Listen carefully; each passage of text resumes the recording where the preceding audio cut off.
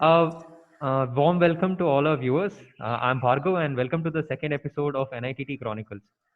The objective of this series of videos is to let people know that it's okay if you're in a disadvantageous position in NIT Trichy, and it's very much possible to overcome adversities you face there. This episode, I'll be talking to my very good friend and classmate Vikram Kumaresan, who has a history of overcoming competition not once but like multiple times. He not only got into Delta, he got an internship at Morgan Stanley, and he's currently placed at Oracle. So, welcome, Vikram. Hi Bhargav, how are you? I'm good. Do you have any words for our viewers? Yeah, I think you did most of the talking. I just hope that you guys find my story relatable and you guys find it helpful and you learn something from it. Great. So, you did your schooling in Doha, and after 12th, you chose to come to NIT Trichy. So, why NIT Trichy and why CSE? And why NIT Trichy and why CSE? It wasn't a choice I made. So, like most of us, it was made by my parents. But it was a good thing in my case. So, when I started out, I wrote the SAT, which is our entrance exams through the DASA scheme. So, I got a full score, which meant that I could apply for any stream in any NIT. So, I had unlocked everything. But the sad thing was I didn't know what I wanted to do back then. So I wanted to take ECE because I found chip making fascinating, but I wasn't so sure. So my parents were like, take CS because it's a more generic and general stream. If you want to specialize in something later, do that. Right. So that was the why CS. But why NITT? Again, at that point of time, considering CS, it was Surathkal, Warangal, and Trichy, which were at the top in the rankings. But given a lot of thought and me shifting from the Gulf to India, my parents thought, okay, being in the same state, knowing the same language might have a better edge. So we just decided NIT Trichy. Right. So, how was your mindset in the first semester, and how was it being a DASA student here? Right. So change was drastic. It wasn't easy.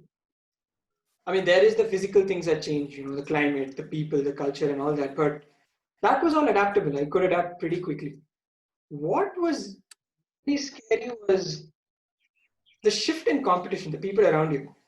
So back in the Gulf, we've always heard our teachers saying, the competition in India is it's much more rigorous over there. That you can't handle it and things like that. But I never took it seriously. It was only when I came here that I realized that I wasn't at the top of my class. Curricular activities became a problem for the first time in my life. Like back in the Gulf, I was an above average student, not at the top, but not somewhere where I needed to be worried about my curricular activities. But now suddenly my acads became a burden. They required my focus because people were just better than me. And that shift, being stripped out of your comfort zone, wasn't something that was easy. And that was where fear crept in. And this was there throughout my first year. And I still remember, coming in my first day in college, people, they didn't know each other. My entire department was there, section A and B together. And they didn't have much to talk about. So apart from where you're from, what's your name, the next natural question was, how much did you get in JE? Right. Thing was, I didn't write JE. So I couldn't answer this question. But I was so scared that I didn't want to say I didn't write JE. So I just walked out of the class. I come back 20 minutes later. So this question had settled down. How much did you get in JE? And the next question was, how much did you get in boards? And I was happy because now this was something I could contribute. I had a Right. board rank. I wrote the boards. People asked me. I told my six-figure rank. And I'm like, let's change the paradigm. Let me try asking people. So I go up to this one guy and I'm like, hey, how much did you get in the boards? He told me I got 3. Mentally, I'm still waiting for the other 5 digits to come out, but he just stopped at 3. I'm like, no, that's what, just 3. And he's like, yeah. And another guy pops up and like, hi, I got 4. I'm like, you guys, like in your state? Or he's like, no, entire India. And I'm like, then I should have seen you, somewhere. He's like, yeah, we both were there on TV. You didn't see. And in retrospect, that sounds funny now, but back then, this was a terrifying moment. I still remember it. And that just cemented my fear. And that was my mindset in first year, filled with fear. Right. It was definitely filled with fear, but you did get a 9.2 in your first semester. So how did that happen? Well, if you want a very optimistic answer saying that I learned my concepts, no, that's not true. They say fear is a powerful motivator, right? So that's all it was. So I wanted to prove to myself that I wasn't dumb, or I wasn't someone different. I could compete. And so I just did whatever it took to get a good GPA. And apparently the answer to that was mugging up. So that was the straightforward approach. I didn't understand anything, but I didn't have to because we weren't doing any CS courses then. We had civil and mech. So I just mugged up without understanding what was happening. And the little things I could, I had really good friends. So even though they were very competitive, they helped me a lot. So things I could understand, I did. The things I couldn't understand, I mugged. And Right. that's how I got a 9.2. And yeah, But the very next semester you got an 8.1. So what changed? Was it deliberate or did it happen because you're doing something else? right. So the first time I got a 9.2, 9.1, but it came at a cost. Because you see, I cannot mug. Like if I have to mug, and the only reason why I mugged was because of fear, it takes a lot of energy because the things I was memorizing and committing to memory, I knew they had absolutely no use. Like I could look them up, and so it's against my personality and will to actually memorize things like that. And after the end of the first semester, I was extremely tired, like not physically but mentally. Like I didn't want to do this anymore. So I was like, you know what, I don't care anymore. I got a 9.1. I proved to myself that hey, I can study, and so I just decided not to work. It's just a conscious decision that I didn't want to feel so tired, and so I didn't. But the thing was, I carried that same mentality through the rest of my years. So I only learned the things I could actually learn that had some sense to it, some logic to it. Fortunately, there are a lot of CS courses that have that. And the things that required me to memorize and commit to memory, I did. And even though I adopted such a strategy, I was able to keep my GPA above 8. It was near the 8.1s, sometimes it was lucky 8.6, but always above 8. And so it worked. Yeah, that's so true. When I came to college, I did not have a sense, like I did not have a bearing as to how difficult a 9 is going to be, how difficult is an 8 going to be, so or 8.5 going to be. So because I had no metric of comparison, I did not know how much effort it would take. I just thought that okay, it is my answer to scoring above 8 was it is very tough. That's it. So and it requires like lot of hours of mugging, lot of hours of like studying the same concepts and revising as much as possible. And because I thought it was going to be so difficult, I at some point I thought okay, it's not worth it. That was my excuse of not doing it. But it's so true that it really is not that difficult. So like you told me, like you stuck to just learning the things which you felt were logical and you did not have to memorize much. I know that in subjects which we had to mug a lot, you got a C, but there were logical subjects in which you got an S, A. I'm not sure if you got an S. I think you got an S too. But so it balances out in general, and overall it is easier to get. It is not that difficult to get an 8 plus GPA in a semester. So yeah, an important takeaway there. Coming to something which would be definitely very interesting for a lot of people. Towards the end of the first year, the inductions for technical clubs like Spider, Delta start. And this induction happens over the course of the summer. I still remember you telling me that people had told you that you would not get in, as in you did not have the technical know how to get in. And for you to start at that point and actually get into the club would be very, very difficult. But you did prove them wrong. You did get into Delta as an app developer. So how did that happen? It was true. People told me that I couldn't get in. And it was true what they were telling too.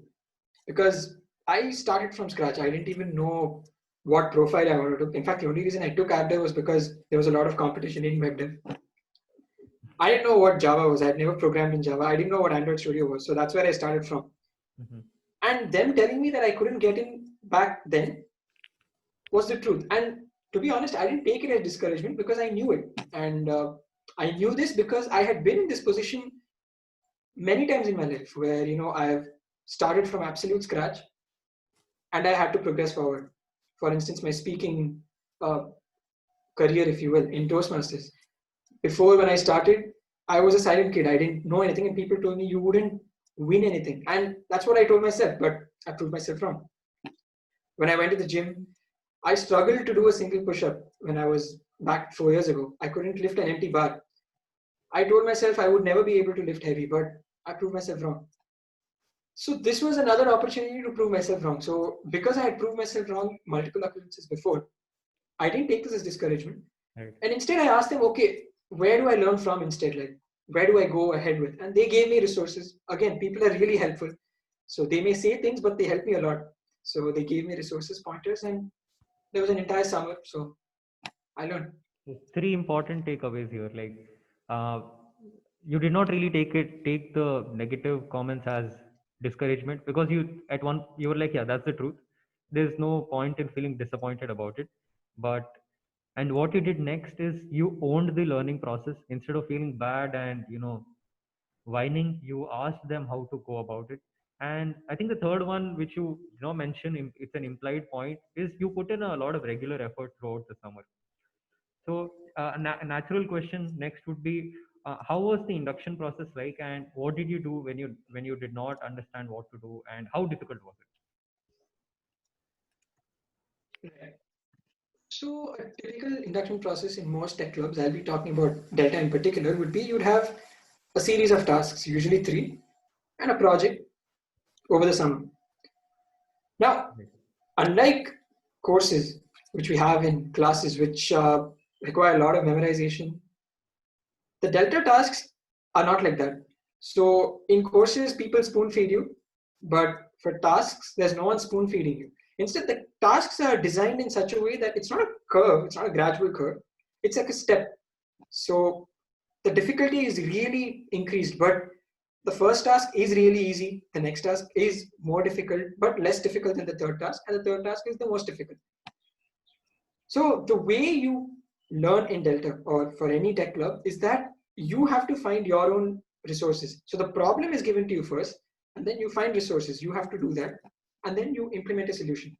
So I found this method really useful because this is how I normally work. Like if you teach me a concept and you don't tell me what I use it for, it really won't go anywhere. But if you give me a problem and tell me, hey, this is how you solve it, I'll be able to understand and use it for more solutions. So because that fit, I was able to do it much better. So that's one strategy. The next strategy is most of these solutions, most of these problems have already been implemented, right? So let's say you don't know where to go. They are asking you to reinvent the wheel because they want to see if you can invent it.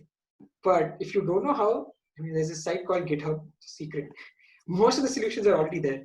So I sometimes went into repositories where people from across the world have solved a particular problem, looked at how they've solved it, and not just copy paste, but understand what they've done, why they've coded the way they have, and you will be surprised how much you can learn, especially when it comes to software development, by looking at the code of giants. So the way they code, the way they name variables, these small things will stick onto you, and that's another way how I solved my problems over the summer.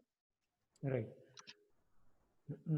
And uh, after you did get into Delta, we're all very happy for you, because I honestly thought that it was going to be very difficult. But my friend who also started from like scratch, he did get in, so I was really happy. So that was another myth demolished in my head, that even if things are going to be tough, if you do a few simple things right, you can get in. Next is something very similar. So NIT Trichy is known for its placement, and most like in fourth year you have the placement drive, in third year you have the internship drive. So while all my batchmates were preparing for these internships, I had two myths in my mind. That firstly, I would be competing against my own classmates who know so much more. So it would be very, very tough to like actually get selected to a company. And the stuff that I would have to learn to actually answer questions in an interview or pass an online test were very difficult to learn. So these were the two myths I had in mind. And the end result of that was I chose to not sit for internships. I just did not. And it definitely made my life very difficult later on, because in fourth year, when like I think 60 to 70% of our class already had PPO offers, I was probably the in the 20 remaining people who like did not have a job. They did not know where they were going in the future. But what changed back then in fourth year was, even though the stakes were so high, I chose to like learn all the concepts which would be required for the interview process.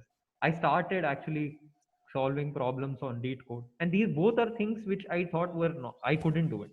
So, and then I did get placed. So again, I debunked two myths that I had set for myself. Okay, I believed in myself.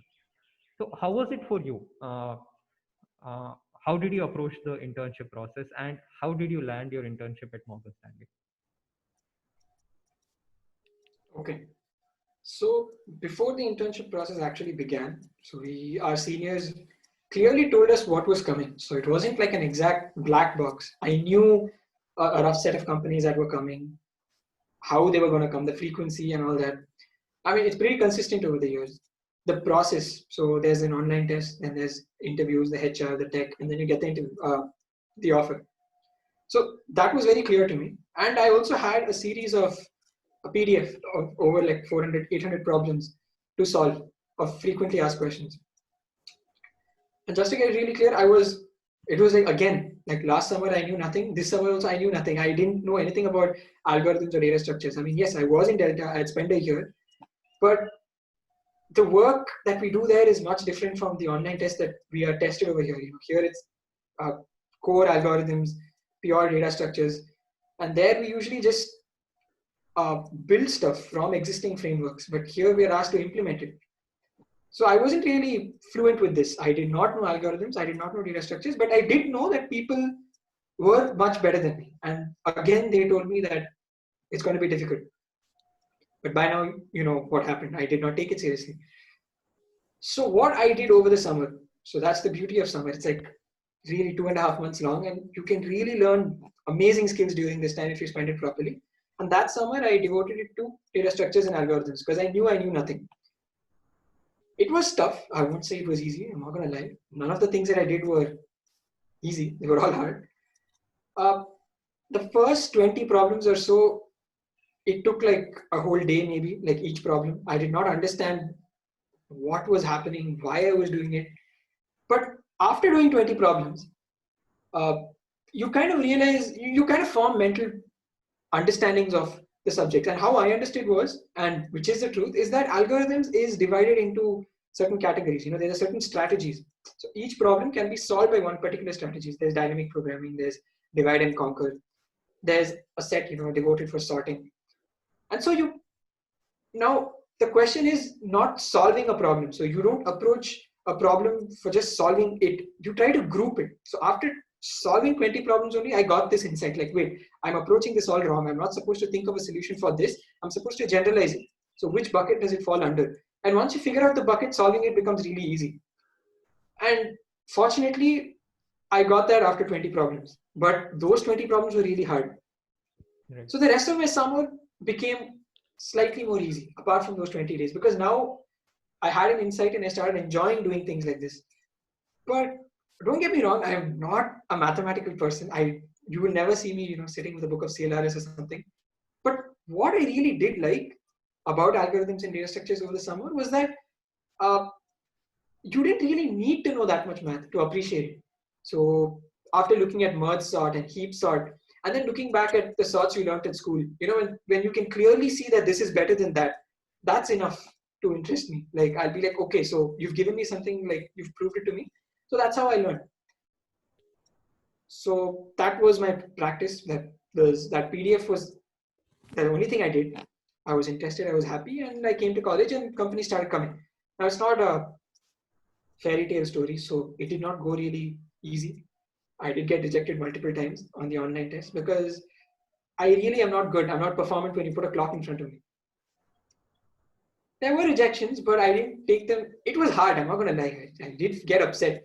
But I went back to my room. I asked the people who did manage to crack the online test how they did it, what was their thinking procedure, and what I was doing wrong at the OT. And again, with more hard work like this, I managed to land Morgan Stanley, which came somewhere in the middle. So once I did get Morgan Stanley, after an intern, I could not get the pre-placement offer. So I wasn't placed there. So I had to sit again the next year for the placement season. And as you said, already 60 to 70 people, 70% of the class was placed, and it wasn't easy. But I wasn't as afraid as I was during the intern season because I knew what was coming, how I had done it, and things like that. So now it was just a matter of waiting for companies to come. The frequency was much less, and Oracle just hit. So that's the story. Great, great, dude, great. The pressure is really high in the fourth year, so definitely, if you have an opportunity, do get an internship and try to convert it into PPO. This is. I thought that placements would be so easy, but then hidden stuff come up. Suddenly the number of companies drop. They don't take you because they probably consider you as people who did not get a PPO. Then you're also competing with a lot more people. This year we were competing with like MTech and MCA students, and these guys are people who have Right. worked. They have these guys have experience, so it's very difficult to compete in such circumstances. But yes, great, you did hit Oracle, pays really highly, so congrats, man. Till now, we spoke about Thanks. your milestones, and I believe there is a distinct difference between someone who has hit those milestones and not, and it lies in their daily routine. So, could you give me an insight into how your day at a regular day at NIT Trichy was? Okay. So let's assume we have 8:30 class. I wake up at 7:30, go to the mess, the washroom, and things like that. Go to class at 8:30, and then let's say 12:30 it gets over. 12:10. So it gets over. Then you have your lunch break till 1:30, and let's say we have an afternoon shift too. So that goes up to 4. So after 4, the thing is I can't study in the evening. It's something that I've never done as a child. So I really can't. Nothing goes in. So from 4 to 5, I usually go back to my room, or if there's some club work, I attend that. But otherwise, 4 to 5, I just laze around YouTube or something, talk to friends, catch up. Once I'm done with that, usually if there's no club work, 5 to 6:30, I spend at the gym. Once that is done, 6:30 to 9, taking a bath and dinner and things like that. From 9 to 11 is when I actually study. So you have to study sometimes. So I just try to squeeze in 2 hours, and I do anything over here. Like it could be, summarizing notes, or it could be doing an assignment, or maybe I did not fill my lab record. Anything. It's not studying means like exploring new things, learning. No, anything that my acads require me to do, I do. Maybe even copying notes, I do that here. But those 2 hours are like every day, right? You make sure that happens every damn day. Yes, because something or the other keeps popping up. So yeah, those 2 hours are there. And then once that's done, 11, talk to your parents because of the time difference from the Gulf to India. 11 is a good time. Talk to them, and by 12, 15, I go back to bed. So I need at least 7 hours of sleep to function. So all-nighters is not a really good idea for me. So I just go to sleep. Right. There's a very subtle difference. It's very easy to make that mistake of not like squeezing in 2 hours, even 2 hours a day for your attacks, and that costs heavily. So that's there. Another thing about Vikram is he knows himself, so he's very comfortable with the fact that yeah, he cannot study in the afternoons or evenings, or he definitely needs 7 hours of sleep.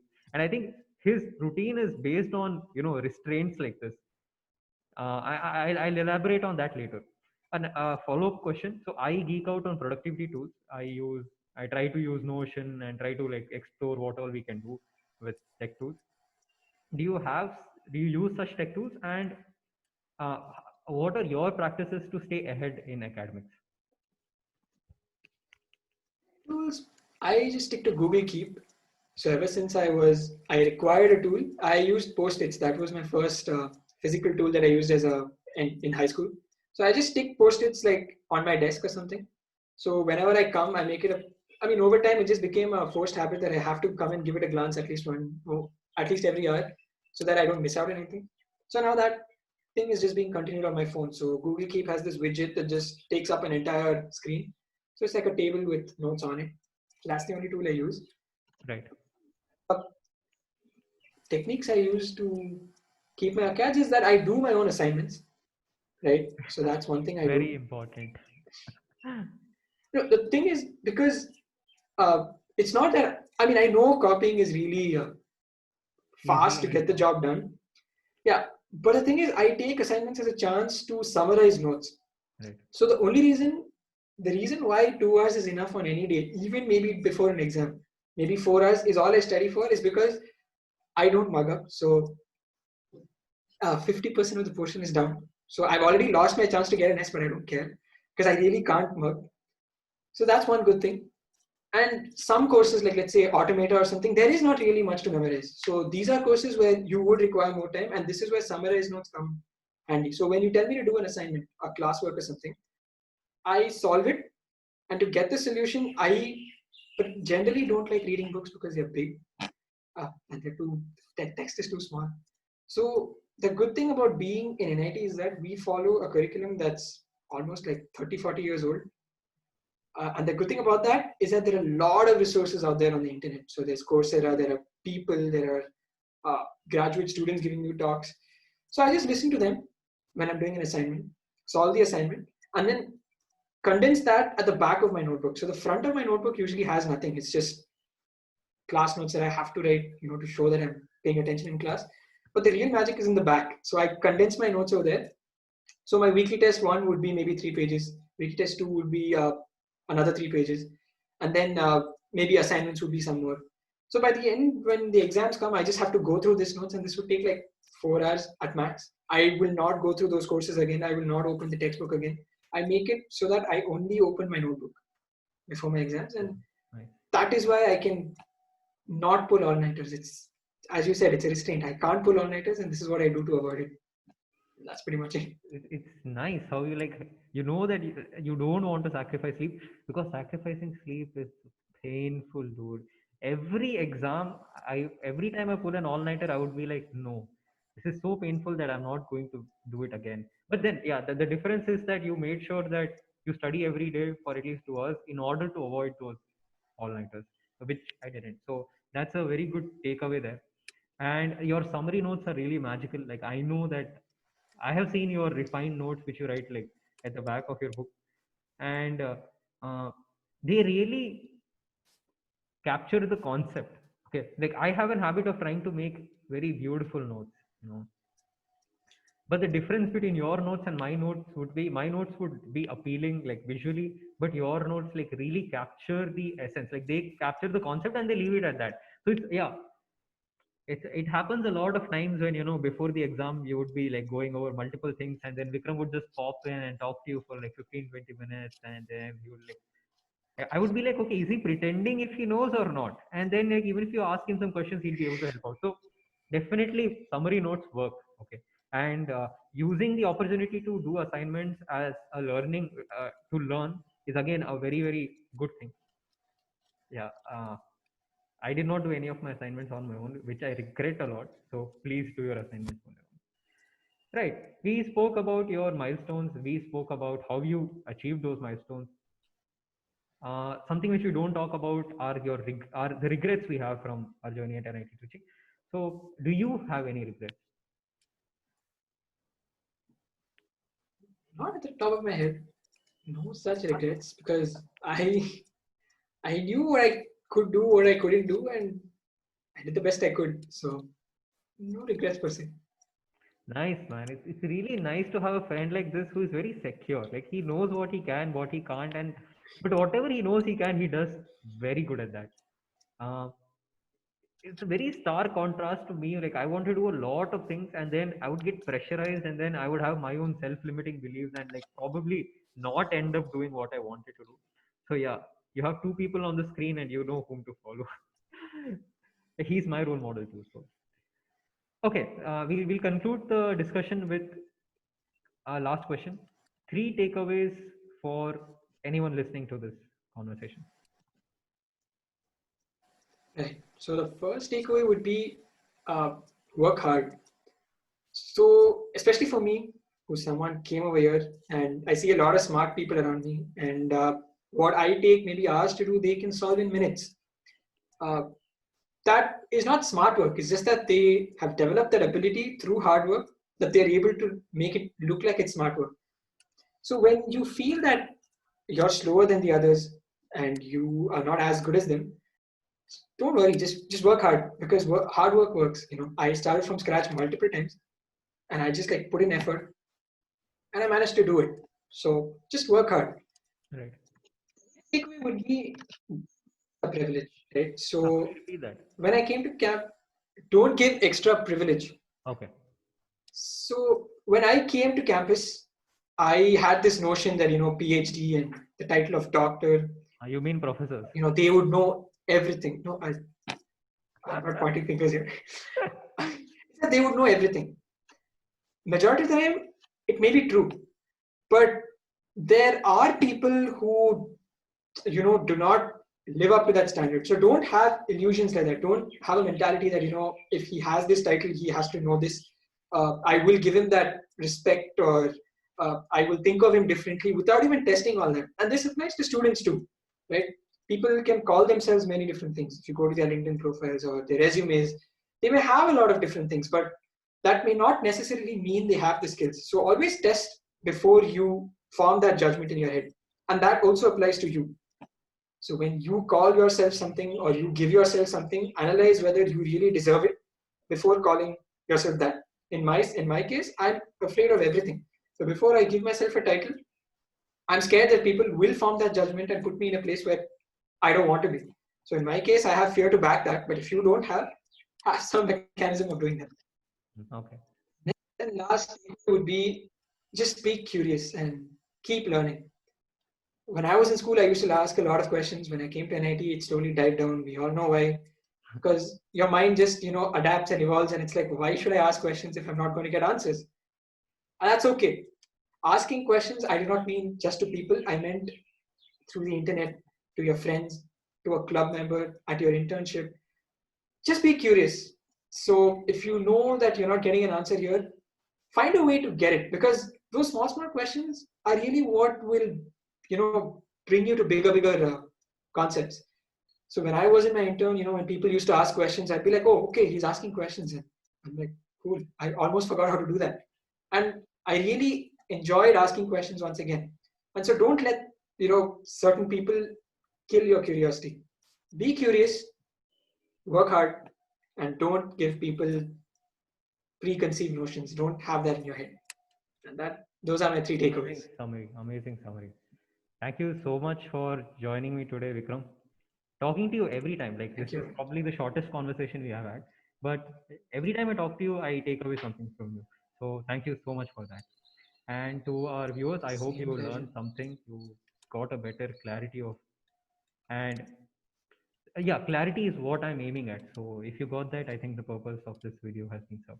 So thank you so much for joining me and Vikram, and do subscribe to the channel. Thank you so much. Bye.